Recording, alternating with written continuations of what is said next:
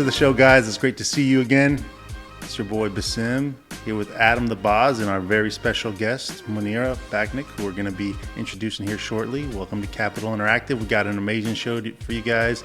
A little bit of a different take on some stuff today, so I'm excited to hear about it. Thanks for joining, and thanks for the mimosas. Let's have a quick little quick mimosa cheers. celebration. Cheers. Thank you Cheers. very much for your hospitality and the mimosas. I gotta say, that's a good mimosa. It should be. You made it. I know who mixed that drink. But anyways, Monirah, it's great to have you on the show. I appreciate you joining us today. We're great to hear your perspective today. We're excited about it.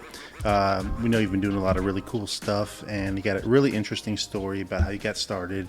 And I think it's a story a lot of people can relate to, so I'm excited to hear what you got to say today. Why don't you just give us, at a real high level, just give us a real quick view of kind of what your company is, Brand 28, and what you guys do. Yep. So to put it simply, we create videos for employers to help them communicate to their employees effectively, engage them.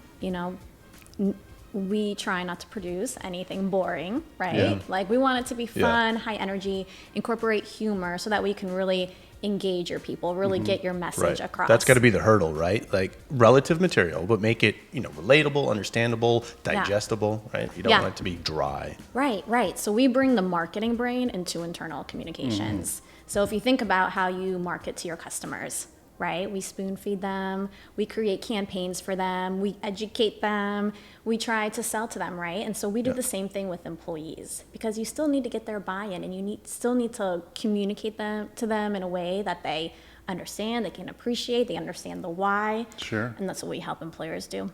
Oh, that's great. It sounds like you guys are taking a different approach. I mean, I feel like so much of the corporate communication is just like an email blast out to everybody, Right. and then people are supposed to read it. I can tell you, for myself, if I get an email and it's not addressed to me, I just click delete. I know. I literally don't Right. read it. And then somebody says, well, we sent you an email about it.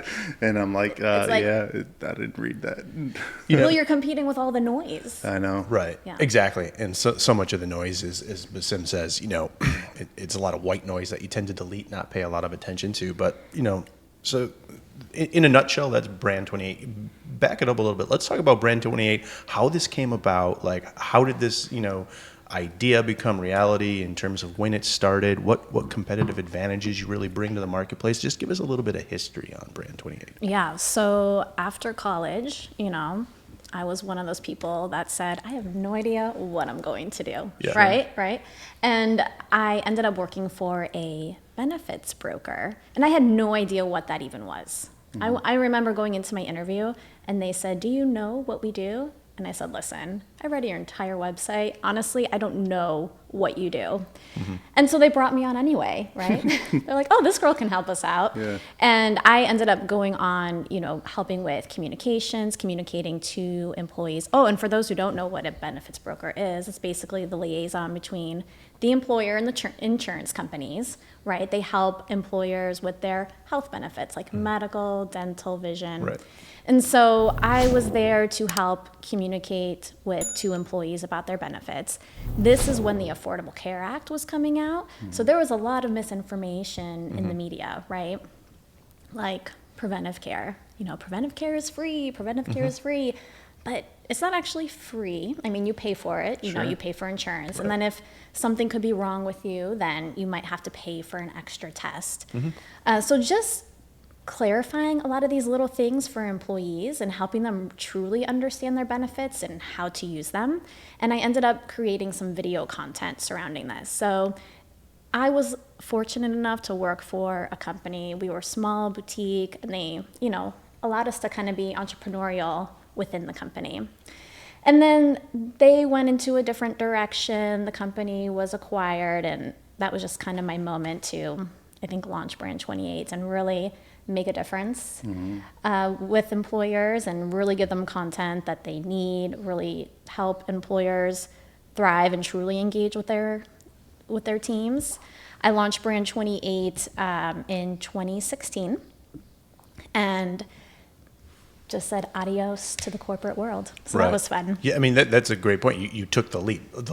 Yeah. that it is scary for a lot of people. So, It is. I mean, you saw the value add that you could make these videos, make them entertaining, making them educational. But that's one thing when you're working at a company, and then you just say, screw it, I'm going to go do it, and I'm going to be successful. I mean, at first, was that a very daunting task? I would assume for most people, it is scary. It is something that will keep you up at night. What if this doesn't work? Right. Yeah. It was scary, and also at the same time very exciting.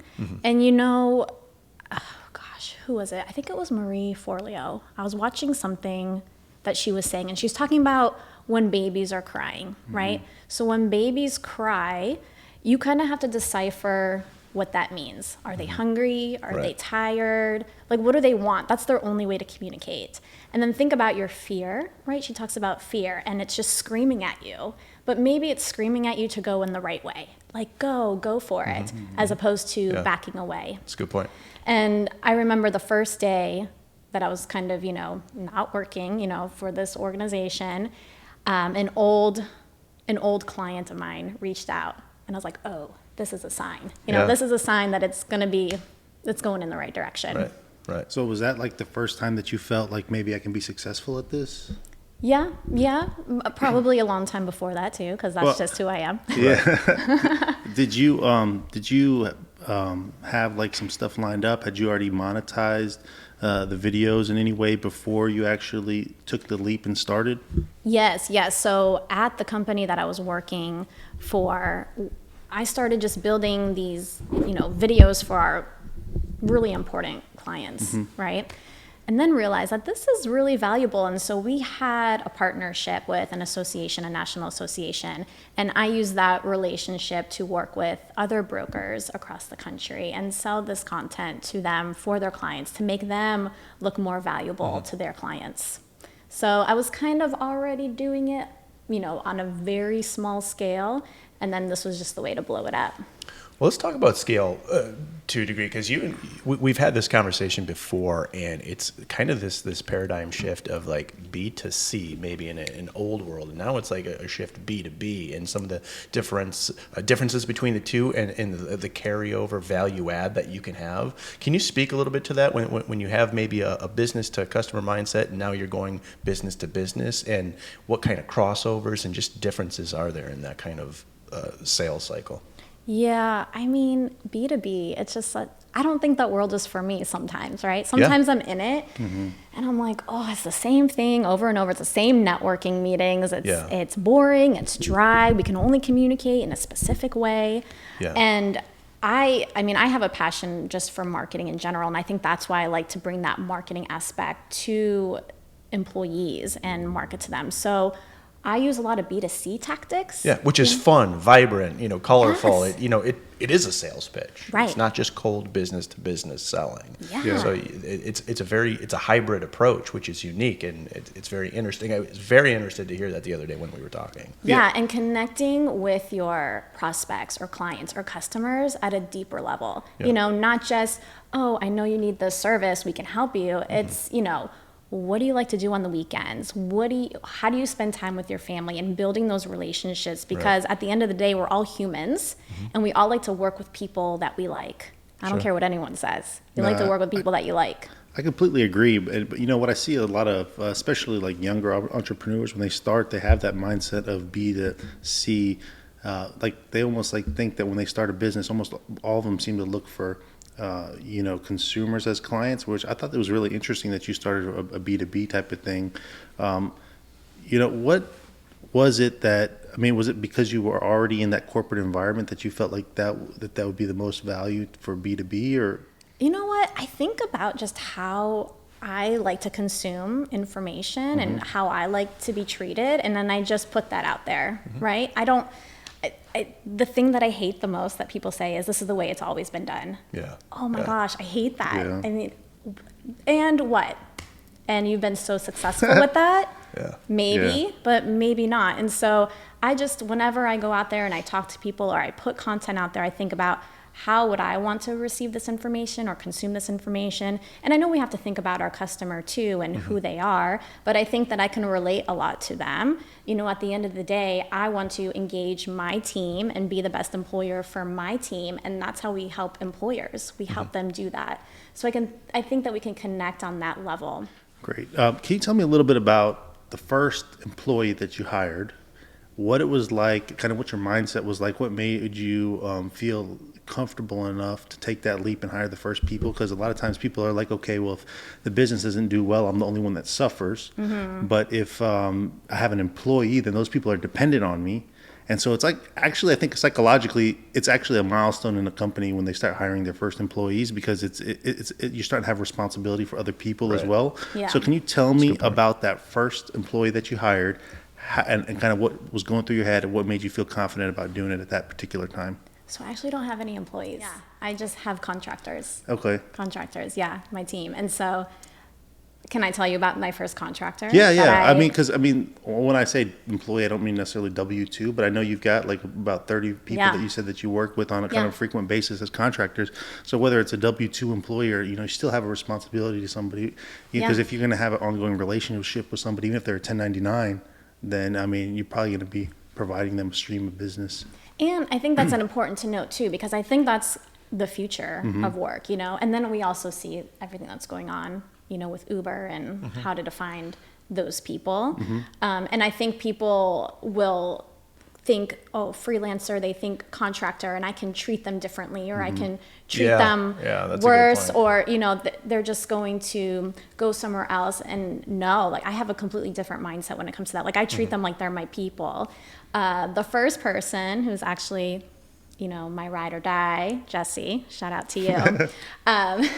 We've actually known each other since 7th grade. She's our copywriter. Yeah, she was the first person that I really delegated anything to, put her in contact with, clients, trusted her completely. And it's her and another one, Dorina, like, they have given me, they don't even know, they have given me so much advice, just from their perspective. They have allowed me, they're the reason that Brand 28 has grown to where it is today. I mean, they are such a great support system, and I don't even know if they know this, but I feel like they just kind of rescued me in a sense. And if you don't have those people that you can really go to and depend on, like, you can't do it alone. Right. Yeah, I think it's interesting because those first employees, it's almost like a two-way street. So, for example, like, they know that you don't have other employees or other contractors or whatever, so they're putting a lot of faith in you as well as you're putting in them. So it's kind of an interesting place because you're taking a leap. You're saying, okay, I'm going to start hiring these people on, but at the same time, they're like, oh, I'm going to go work for this company that maybe is not established. So they must have seen something in what you were doing and yourself that gave them a lot of confidence and power to be like, okay, well, we're gonna go ahead and start working with her, and see how this goes. So it's a leap of faith on both sides, for both parties, That's right? True. Yeah, to work together. That's a great point. Interesting. Yeah, and that's why you got to be there for them. You got to be there for them, and you have to have the confidence, right? Yeah. Because no one wants to work with someone, I think, that doesn't have the confidence. Like, let's go do this. Let's make mistakes. It's fine, but let's learn from it. So before we jump off this topic, since you kind of brought it up, being 1099 employees, how do you manage kind of their dedication to you versus other projects they might be working on? Such a great question. You have to go through, what's that term where you have to kiss all the frogs to get to your prince? Yeah, we're going to call it kissing frogs to get to the prince. That thing, yes. But you're discovery, right. I don't know, weeding out people, sifting through people. Yeah, the people, they have it or they don't. I tell people all the time, we're going to go through 100 people and you'll find two that are the ones that have the great work ethic that you can depend on, that have the enthusiasm and the passion to not just check off things off a list, but actually, go above and beyond. And you start to learn, and this just comes from experience. So trust me, I've hired my fair share of crappy people. Can I say that? Crappy people. Absolutely. Frogs, toads. The frogs. They didn't turn into princes. Yeah. Is that a frog or a toad that you kiss?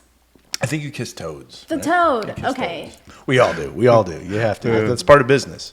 Yep. So you're going to go through your toads. You're going to go through it, and then you're going to learn, you know what? I probably should have asked this question during that interview, right? Oh, this is a red flag. Sure. But you have to go through that to learn Mm-hmm. what's going to work for you. And so now, I have the questions that I ask. Yep. I'm pretty good at pinpointing the red flags. But it's all because I went through the bad stuff. Yeah, the So refining process, right? It gets better over time. Yep. So let me ask you this: since you're using a lot of 1099 contractors, we talked about scaling the business. Does that give you a little bit more confidence in scaling the business, since there's a degree of being able to trim their workflow back? Is that what kind of gives you a little bit of confidence and say, hey, because I know another thing that's really important about the way you ran your business is you've basically done everything without any leverage. You started, everything is being cash, and you've grown everything organically. So tell us a little bit about that, like scaling the business and how you kind of leverage those couple of things. Yeah, scaling is so fun to me because I'm a huge collaborator. So just having people to go to and talk to and then depend on, it's fantastic. And then, I'm sorry, what was the second part of your question? Oh, just like using the 1099 employees to help you kind of scale without debt, because you did everything basically without debt, right? Yeah, not a penny of debt and profitable every year. So, and a lot of that is just doing the grunt work, right? Like I built my own website. I started putting together my own email campaigns. And I think if you are an entrepreneur at heart, you kind of become a jack of all trades, or you already are a jack of all trades, and you can do all of those things. And then when you start, then you kind of know the direction that you want to go, and you have a clear vision, and then you can start to outsource that or depend on others, depend on contractors, depend on vendors, to really help you get to your vision. And then you're working less, in the business or on the business, outside of the business. You can get the full picture, and you can start to work on the actual vision and strategy as opposed to all the little details inside. Yeah. So I know this is probably a question that we've talked about it before that you get probably a lot, and that is, thoughts on being like a woman entrepreneur. I know this was kind of an interesting discussion we had before. Tell us a little bit about you getting that question. How's it feel being a woman entrepreneur? I know. Warning, this might be controversial. It's funny because, well, to me, so many people ask this, like I've had men ask, well, what's it like in your situation being a woman, as opposed to a man? I'm like, well, I don't know. I only know it from being a woman. I don't know it from your perspective. Sure. Yeah. And, so far it's great. So it's hard. And then young girls will come to me and say, how do you manage, being the person that you are in this role, and then how do you, I guess manage the men that come into business, and just very concerned. And where they don't have the experience, I'll ask them like, well, what experience have you had? Because I can only share with you from my experience. And to me, that there's just good people and bad people. There's no the men it's not versus man versus the woman, right? No. I think that's a common misconception, is that anyone can do the entrepreneurial job. The art of dealing with the work and the people that go in and out of it is agnostic of if you're a man or a woman. It doesn't matter. Right. And of course you're going to come across men who don't support you and who are maybe rude, or they do things or say things that are inappropriate. But I've also come across women who have done the same exact thing, right? Yep. Yeah. And when I think back, in my working history, right? Been working since I was 16. And I think about all the people who have helped me, who have really supported me, who have been, just giving me great advice along the way. And they've all been men. They've all been That's a good men. point. And it's not because, now I have, a lot of women role models who are fantastic and I adore them. But I also have come across a lot of women who, put me down or didn't give me the proper advice that I would have wanted to receive, then. So, but they're just that kind of person. There's great people and there's not so great people. Yep, sure. And That's I a good think point. if you go into the mindset, like if you're young and you're starting something or starting at a new company, anything like that, and you think, you know what, they're not going to like me because I'm a woman, or I'm not going to be able to say anything because I'm a woman. But if you go into that and you're just focused on that, you may think that that's what's happening. But I just say, just go in there and kick ass. Yeah. Like, no one can deny you if you're working hard, if you're doing an amazing job, right? Like, and if someone does tear you down, then you just move on. Yeah. You just. Yeah. No, I completely agree. You kind of make a little bit of your own reality there, you know. And like, I had a teammate of mine a long time ago tell me, he's like, his name's Damian McSwine. He's like, man, just make them believe that you're the best. You know, Yeah. like, do whatever it takes. He's like, eventually, if you keep doing what you're doing, they're gonna know that you're the best, and they won't be able to deny it at some point. It doesn't Right. matter what your background is, what you're from. So just make them believe. Yeah. He's like, make them believe. So yeah, I always thought that was pretty inspirational. Haters So, gonna hate. Yeah. Yeah, So yeah. the same thing. It doesn't matter what your background is. If you're providing value, you know, at some point it's undeniable, regardless of what Right. your background is or what your thought process is. And that's one of the things that we love and we see about so many entrepreneurs, whether it be immigrants or different people from all kinds of different backgrounds, making it in America and living that American dream. You know, it's pretty amazing. So that's an interesting perspective.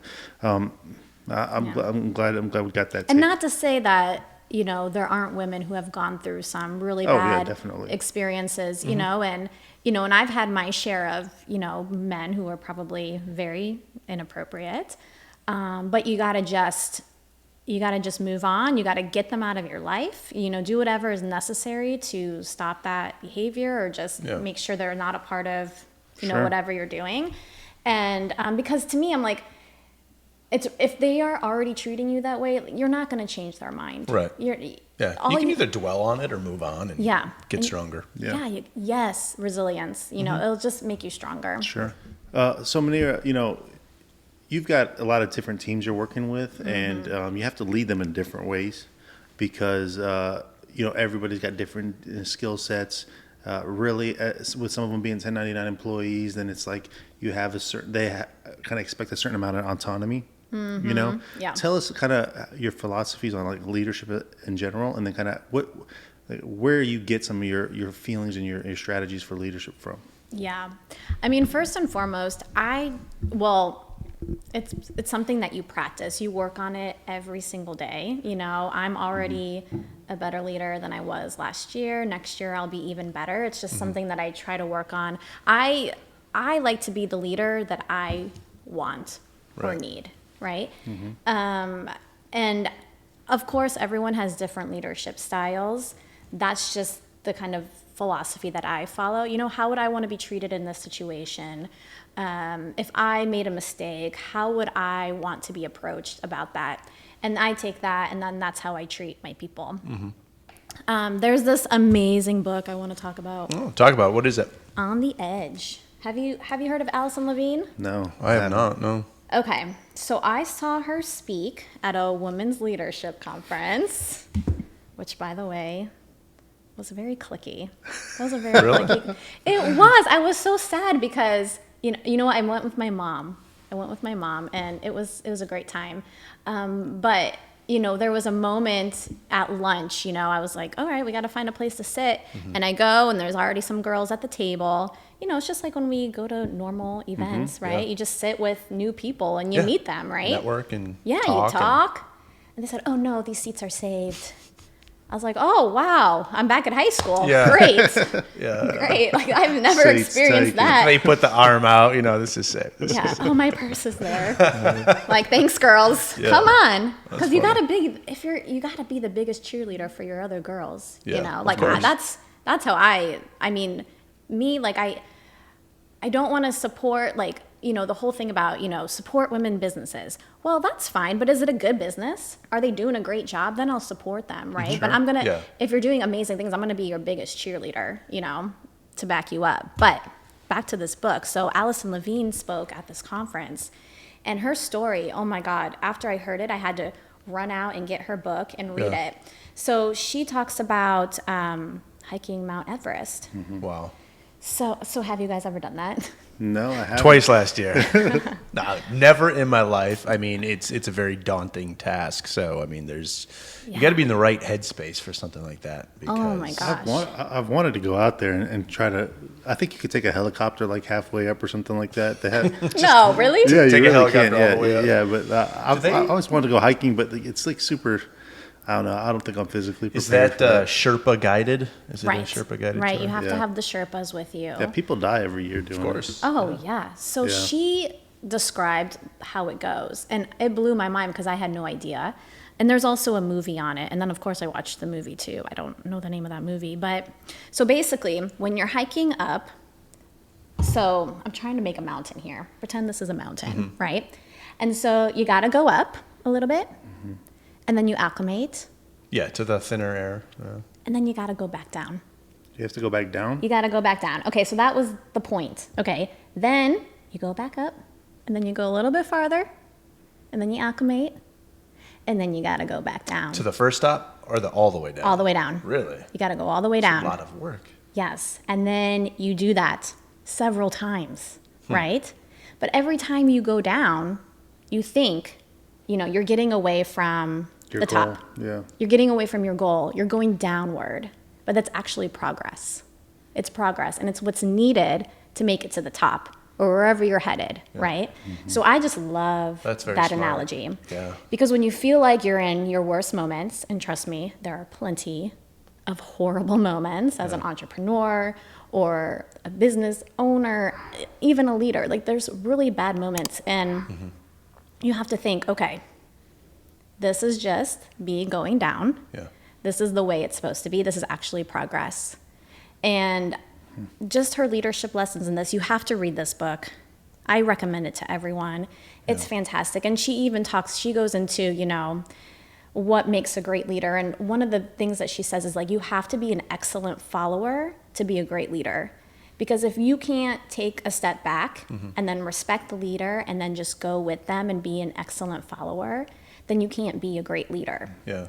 And then she talks a lot about ego, right? Like you have Right. to have that confidence and a little bit of ego, to do the big trek. Sure. Because You can do think it. about it, if you were going up the mountain, would you want someone saying that was leading you, like maybe it was your Sherpa or something, I don't know, saying, you know what, guys, I think we can do this. It Yeah, might be a yeah. little bit cold. You might die. I want you to be fully on board. I'll just follow you. But Yeah. yeah. No, or absolutely. guys, we got this. Listen, zip up that jacket, put on your hat. I mean, there's way more that you wear. Yeah. But we got this. We're going to go up, we're going to go down, and we're going to go back up. But we got this. You got this. I've done this so many times. Like, who are you going to follow? Sure. I got a great story about this. Okay. Okay, so last year, me, my wife, my son, and I think it was my brother-in-law, my brother, a group of us, we went whitewater rafting in Pennsylvania. And it was my first time going whitewater rafting. And we went on, I forget what the class level was, but it was a pretty strong rapids. And so we had our guide, and he's telling us how to do it. And literally, maybe 10 minutes into this 4 or 5 hour whitewater raft. It was in Ohio Pile, if anybody knows where that is.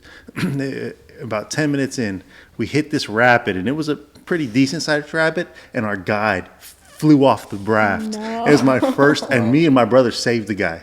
And when we picked him up out of the water, we pulled him into the boat. We're looking at his face, and he is completely scared. He is just completely shocked. And I'm thinking in my mind, what did I give myself? Yeah, What did I give that's myself crazy. into?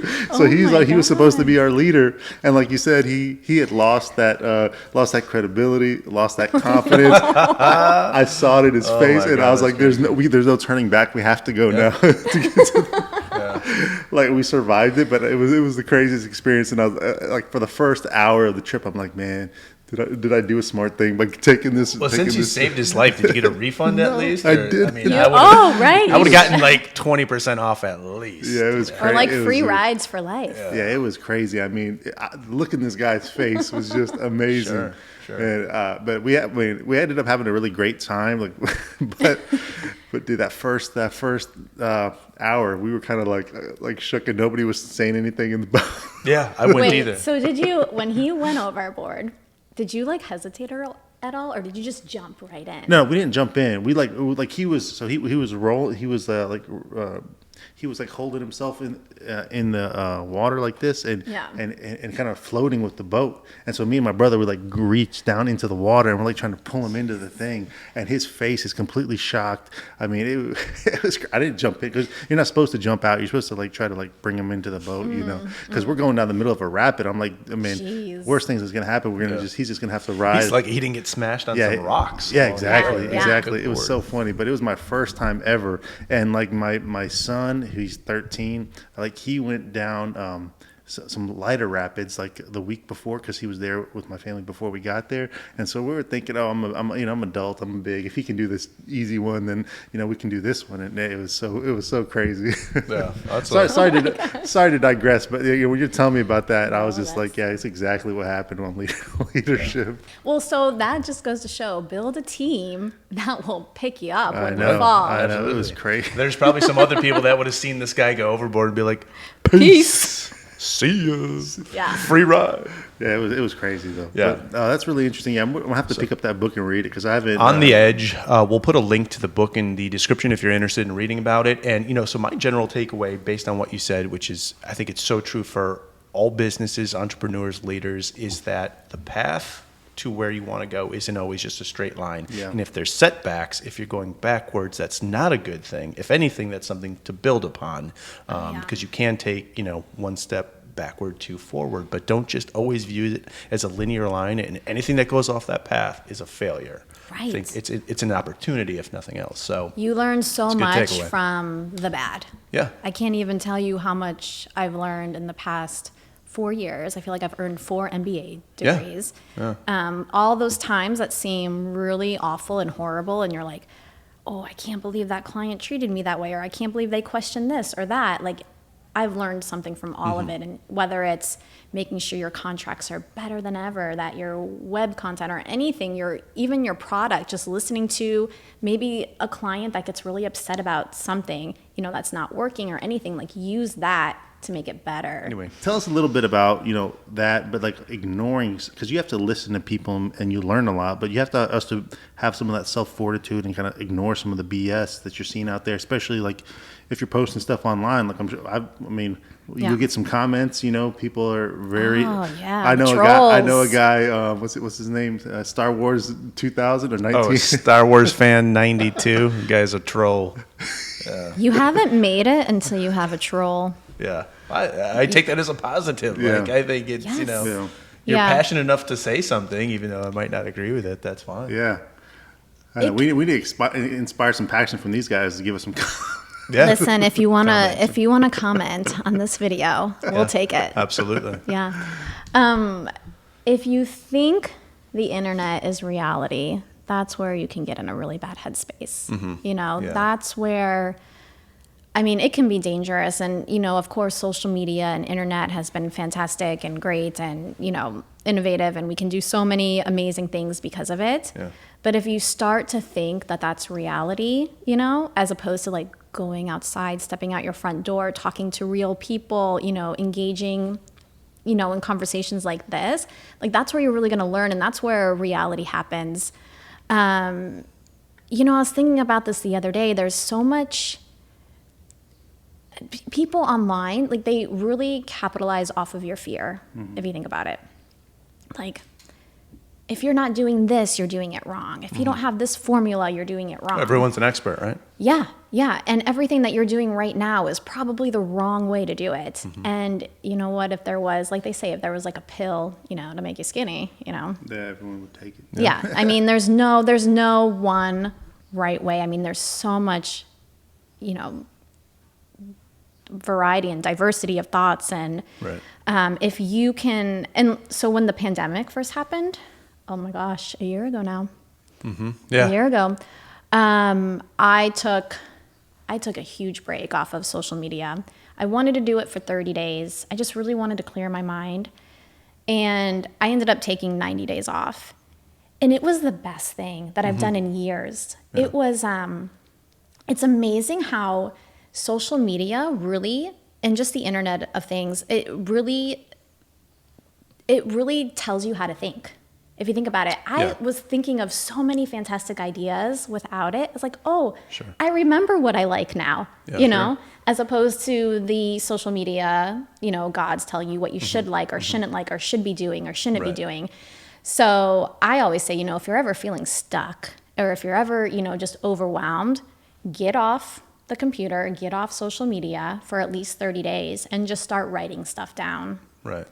Well, to your point earlier, like if you came up with an idea that's a little different, it's a little out of the box, I think that's going to entice a lot more, trolls and whatnot. To your point earlier, because it's always been done this way. Why are you thinking differently? Why are you not yeah. following this line? You're over here. Well, this is the way we always do it, so that means you're wrong, Yeah. right? Because it's different. So Besim and I both. I mean, we're not like off the grid, but I tend to have my social media Yeah. at a I'm relatively low clip. I'm pretty off the grid. I'm not on like hardly anything. I'm not on Facebook, not on any of that kind of stuff. Yeah. I used to be a long time ago and quit. It brings you way more peace. I feel like Yeah. you don't. I'm never on Facebook. I never even yeah. miss it. You need to have a little bit of inner self confidence to kind of ignore that stuff. Yes. I don't know if you ever. Which is tough for some people, though. If you are insecure and on it, it's so, that's just such a, I feel sorry. I'm like, hey, if there's anyone out there that wants to go through the social media cleanse, contact me. Yeah. Like, I'll help you through it. No, that's great. I don't Yeah. know. Have you ever read this book called The Fountainhead by Ayn Rand? That's actually one of my favorite books, and it's a fiction story, but it's kind of about this. It's about a guy. He's an architect, and it parallels him and another architect throughout their lives. And the one main character, he kind of just does whatever he thinks is right, and he's unwilling to waver on kind of what he wants to do. And the other architect has like an amazing career by other people's standards, and he's always doing everything. But in his heart, he knows that this first architect is better than him, and it's kind of parallels their life. I mean, it's an amazing book. I really enjoy that book, and it kind of speaks about having that inner strength and inner fortitude and knowing what you want out of your life and knowing what you want to accomplish and do, Yeah. and being able to do it regardless of what happens or what other people say. Going back to the whole social media thing or just knowing like what's right in your heart. And, when I was kind of taking this pause off of, the internet and because at one point I kind of forgot what I like to do. Like I forgot what I was passionate about and what made me happy. And, I think it's natural for all of us to go through that at some point in our lives, if not multiple times in our lives. Yeah. And, I really learned that I love being a mom. Like I love being that mom that like Sure. makes the little lunches and plans the little birthday parties and does all the crafts. Like, that really makes me happy. And there's a lot of people that will, the trolls, hey trolls, are like, you're an entrepreneur mom, how can you do it all? You're not focusing on your kids or, and it's like, no, you can do that. You make it a priority. Like I don't schedule any meetings during bedtime. Like that's our time. Yeah. We read the books, we do all of that. And, you just really realize what's important to you and what's a priority. And then you'll you'll prioritize correctly. Yeah. So tell us a little bit about kind of what's next for Brand 28, what your plans are, like where your vision is over the next, few years. The most popular video request that we get is for explaining benefits, right? So you guys, it's complicated using medical Right. insurance, right? Yeah. It's a really hard concept to understand. And companies spend millions and millions of dollars on benefits. Like Right. they should ensure their employees understand it, utilize it appropriately. Sure. And appreciate it. Appreciate the benefits that their employer offers. And that all goes through that communicating it the right way will help employers do just that. So we launched a product in 2019 called Benebits, little bits of benefits information. Yeah, short little vignettes or whatever Yeah. about XYZ. Snackable content about benefits. And this was a way for us, it's really popular amongst employers because we were able to bring the cost way down. It's available on subscription. The timeline is so short. I don't know if you guys have ever been involved in video production with animation, but those little 2-minute explainer videos that you see, like on average that takes 8, 10, 12 weeks to produce. Crazy. Wow. And 20, 30, 40,000, at cost. So we were able to create this amazing library of content for employers that they can subscribe to at a very, reasonable rate, because let's face it, HR is struggling, to get those budget dollars internally. So we really wanted to find a way that we could help employers truly explain to employees how their benefits work, so that way employees understand and can use those benefits, to help take care of their family. Yeah. So we built this library, Benefits, that's been going on now for almost 2 years, and we're adding on to the library right now. Right. So 20 more videos are coming in That's to the awesome. mix. And, I think it's just a great way to get content out there. It's a different way to communicate with people.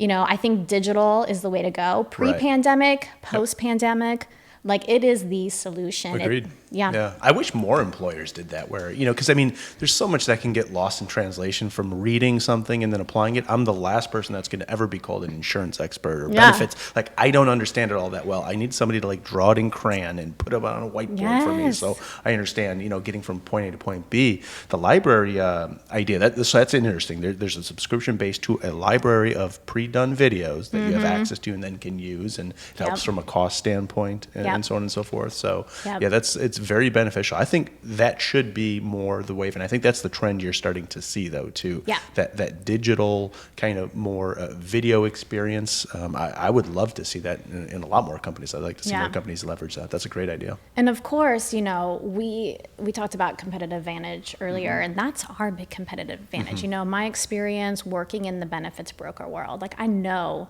the talk, I know the lingo. That's your world. Yep. And so, but then I know it so well that we can really break it down and simplify it. And that's why people love our content. It's a sixth grader can understand it. And that's it's where fun. I'm at. That's where I'm at. Yeah. You got to, though. It's complicated stuff. But it's fun. It's really fun to take something. It's such a challenge, and to really make it something that people like, if you can just sit back and appreciate that, oh my gosh, if you created something that someone likes, that's just huge. Yeah, no, definitely. It's a great idea. So your plans then to kind of expand that? Yes, we want to expand. We have, after the spring, we will have almost 50 videos in our library, and some that we can even customize for you, some, that don't have the option, but it's huge. It's huge. And I think, and this is another thing going back to, bringing B2C to B2B, people say now, even, the trolls are saying, well, no one does it this way. You should charge it by this way, or you should be doing it this way. And it's go ahead and do it. Let me just think a little bit differently, like my boy Steve Jobs, and just, absolutely. and give them, a different taste. Yeah, no, I think that's great. Tell us, we're getting kind of close to the hour here, but kind of tell us a little bit about, kind of parting thoughts, what you would tell ambitious entrepreneurs, people that are looking to take that leap, the things that you did, kind of what would be a few of the thoughts that you would have to help encourage somebody to do that? Oh gosh, I could talk all day on that. Go ahead. Deep thoughts. Yeah, by deep Jack thoughts. Andy. You're never going to be ready, and I think we see that a lot. You're never going to be ready. You're gonna do a lot of hard work. It's gonna be never ending. You see these things online where, I only work 7 hours a week and I make 7 figures. Okay, well, I don't believe you. Right. I don't believe it. Of course, maybe at some point you get there, but so it's going to be a lot of hard work. You need to have a great support system. I'm fortunate. I have a great support system. I would recommend that. And even if it's just friends, family, even, colleagues, around you, or just people in the industry, you really need to have a strong support system to make it through, because it gets really lonely. It gets really lonely. Sometimes you feel, because if you're working, at a job, you have people that you can go to, and then you have a boss maybe that's holding you accountable. But when you're on your own, who's holding you accountable? Right. Yeah. can you muster through, and can you get through the bad days, and can you build that resilience, and can you learn from the mistakes and learn from the bad stuff and realize that it's not all champagne and cool days like this. Like, this is so much fun for me. Like, is that all champagne and orange juice? I wouldn't know what that's like. And realize that, It's more tough days than that. Yeah, and you have to have patience. You have to, there's so much. There's so much. But if anyone wants to chat about it, let me know. Yeah, that's great.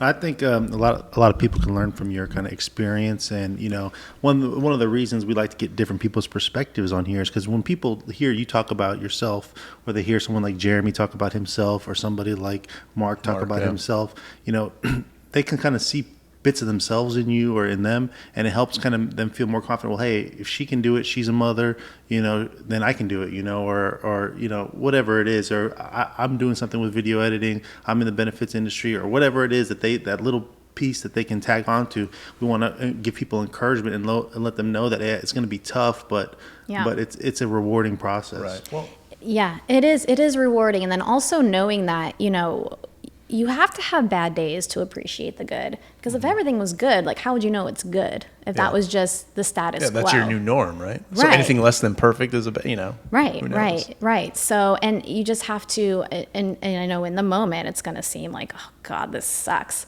or this guy was such a jerk, and you have to go through that, and then vent to your friends, and don't vent to others. Like, that's why I say, like, have a good support system. Like, I'll call up a friend and say, oh my gosh, you wouldn't believe what this person just did, and just go off. Or, this person stole my content, but have that support system, and then, but then, like, get to the grind and get to work, and then be the person that you want to be. Don't focus your goals on who you want to be. Act every day as who you want to be, because if you just think about the past or who you are now, I don't think you're going to get to where you want to be. Right. If that makes sense. No. Yeah. It's very succinct. I think it makes a lot of sense. And that's why we appreciate, like Besim said, a lot of these different entrepreneur spotlights, because no two entrepreneurs are the same. Right. And I think that's a great diversity of, somebody can relate to probably anyone that we talk to, and everyone has different situations, different circumstances, but that doesn't mean you can't follow what it is you want to do. So really appreciate the time and the insight. You had some great points to bring up. We'll definitely include a link to your website, to the book. It was On the Edge, very interesting book. We'll include a link in the description as well. But really appreciate your time and your insights. This was phenomenal. Thanks for having me, guys. We're gonna have to get you back on some other time and pick your brain again about some other things. Yes. And thank you, Monirah, for joining us with Brand 28. Adams, good to see you again. Likewise. Guys, till next time. Cheers. Cheers. And we'll see you on the next one.